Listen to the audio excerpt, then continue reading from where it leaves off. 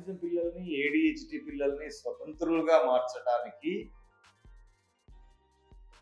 ఒకటి first నేనిచ్చేటువంటి 3 చిట్కాలలో medicines వాడే కొద్దీ ఈ ప్రాబ్లమ్ ఎక్కువవుతుంది. మెడిసిన్స్ వాడడం మానేయాలి. ఎస్పెషల్‌గా యాంటీబయాటిక్స్. సెకండు డైట్ విషయాలు. డైట్ కూడా ఎనర్జీ లెవెల్‌ని కంట్రోల్ చేసే విషయం ఉంది కాబట్టి డైట్ అనేది చాలా ఇంపార్టెంట్ అవుతుంది.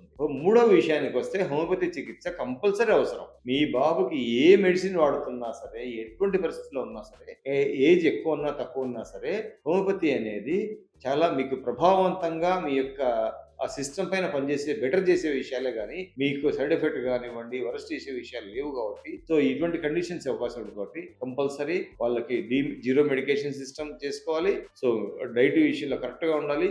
హోమియోపతి చికిత్స తీసుకోవడం వల్ల ఈ 3 విషయాలు ఫాలో కావడం వల్ల కంపల్సరీ మీ బాబుని ఆటిజం స్పెక్ట్రమ్ డిజార్డర్ నుంచి బయటికి తీసుకొని రావచ్చు. సో ఫస్ట్ వీటికంటే ముఖ్యంగా ఇంపార్టెంట్ ఏంటంటే మీ నమ్మకం. మీరు నమ్మాలి ఫస్ట్. మీరు హోప్ పోకూడదు. మీ యొక్క నమ్మకమే పిల్లల పైన పనిచేస్తుంది. మీ యొక్క నిర్ణయాలే పిల్లల పైన పనిచేసే అవకాశాలు ఉంటుంది కాబట్టి చాలామంది తల్లిదండ్రులు వాళ్ళ ప్రకారం వెళ్ళిపోతుంటారు గానీ, యాక్చువల్‌గా పిల్లలు ఏం చేస్తే బెటరు? ఏం చేస్తే చాలామంది అంటారు హోమియోపతి వల్ల పనిచేయడం లేదు. లేకపోతే హోమియోపతి అనేది లాంగ్ స్టాండింగ్ ప్రాబ్లమ్స్‌కి స్లోగా పనిచేసే విధం ఉంటుంది కాబట్టి, హోమియోపతి అనేది ఆటిజం, ఏడీహెచ్‌డీ, హైపరాక్టివిటీకి ఒక హోప్‌ఫుల్ కండిషన్ కాబట్టి, సో ఓపికగా మెడిసిన్స్ వాడి డైట్ కంట్రోల్ చేసుకుంటూ ఏ అదర్ మెడిసిన్స్ వాడకుండా ఉంటే మీ పిల్లలు కంపల్సరీ ఈ ప్రాబ్లమ్ నుంచి బయటకొచ్చే అవకాశాలు ఎక్కువున్నాయి చాలా విషయాల్లో.